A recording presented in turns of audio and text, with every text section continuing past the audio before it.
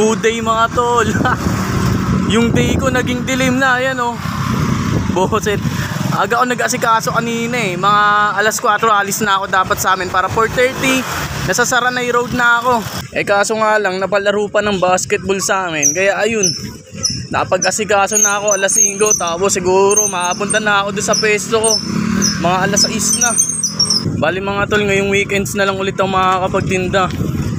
Dahil nga nung nakaraang Sabado at Linggo, nitrangkaso ako.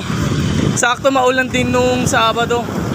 Eh magtitinda dapat ako nakaraang Linggo, kaso syempre tinuloy ko na lang na magpahinga. Kaysa naman maubuso yung katawan ko eh, mas mahirap na, di ba? Wala lang, share ko lang mga tol. Hup hup. Dito na nga ako mga tol sa may Saranay Road. Hey. Tropa natin na dyan oh. Hup hup. All goods na nga mga tol, nakasikaso na ang aking munting kapiyan dito sa may Saranay Road eh no. Hey. JD The Coffee Trip. Ginabi na tayo, alas 6 sakto ako dumating dito. Pero all goods lang, dami naman tao. Sana Gucci ang ating bentahan ngayon. Whoop whoop. Isa po. Sige po ma'am, wait lang po ah. May customer na agad tayo mga tol, kakarating ko lang. Whoop whoop.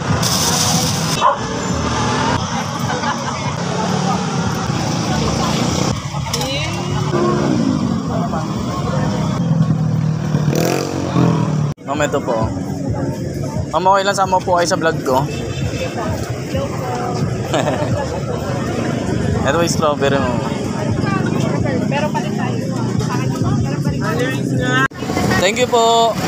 Solid mga tol, kakapwesto ko nga lang dito. Tapos may bumili na sa akin agad, dalawa. Isang strawberry macchiato at caramel macchiato. Tamang inom muna tayo ng palamig mga tol, habang waiting sa susunod na bibili. Best seller ko po dyan ma'am yung caramel macchiato po. Baka gusto nyo po i-try. Caramel macchiato po. Sige po ma'am, wait lang po ah.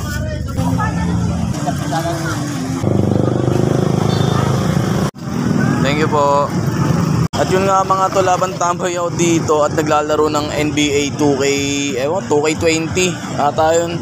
Umorder nga sila ma'am sa akin, tapos Gcash na lang yung bayad. Maraming salamat po sa inyo.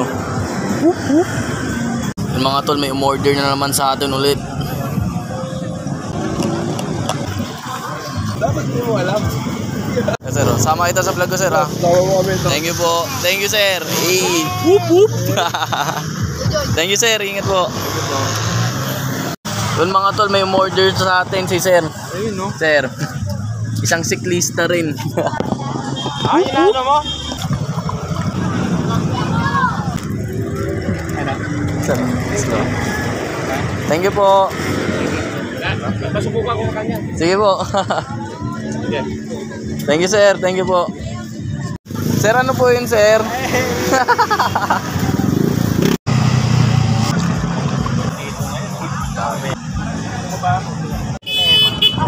Sir, order nyo po sir. Slow po. Thank you, thank you. Nel. Ano, ice coffee. Bumili sa atin si tropa ng kape, tapos bumili siya sa kabila para ipatikim sa akin. Ex-deal. Whoop whoop. Yo mga tol, tamang ice coffee rin tayo. Nilibre tayo ng tropa dito sa may kabila. Ayan o. Tapos bumili din siya sa akin ng 2 ice coffee. Libre niya si Ronel. Whoop whoop talaga. Parada mo sa gitna pre. Uy, ba't ka nasa gitna? Oh. Dito na naman si Jinboy at ang kanyang maywagang pitchel. May bantay tayo ngayon dito mga tol. Tatawagin ko siyang Tagpe. Chu! Pag napataba mo na.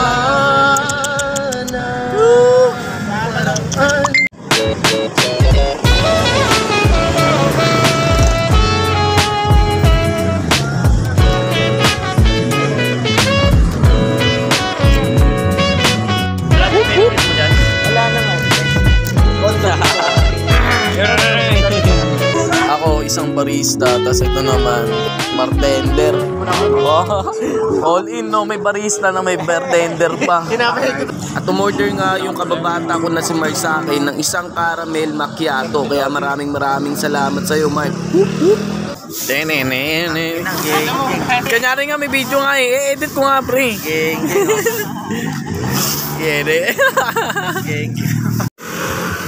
Si Jinboy tumawid do. Ayun o, nakasombrelong bote. Labo kasi yan o. May inabot. Ayun na siya, ayun na siya. Patawid na ulit. Pre. Ano inabot mo doon, pre? Mabisa. Mabisang ano yan, pre? Mga mabisang ano yan ha? Palamig. Robust. Bigla akong inaaway eh, no?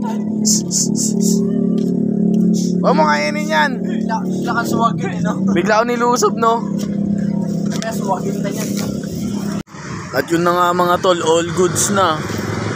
At magliligpit na nga ako para umuwi. Tapos syempre hintayin pa ako dito ng aking tropa na si Christian alias Jinboy bago ako makauwi. At yun na nga mga tol, nakasanta out pa ako. Last talaga tripping. So sabi sa akin doon, Pasko na daw sa akin. Pauwi na nga ako mga tol. At ayan, syempre ginabi or minadaling araw na naman tayo. Maraming salamat po Lord dahil yung ina-expect ko na bentahan ko lang talaga ng kape tuwing magtitinda ako dito sa Saranay eh humihigit pa. Siyempre higit na yun ay na yung para sa akin.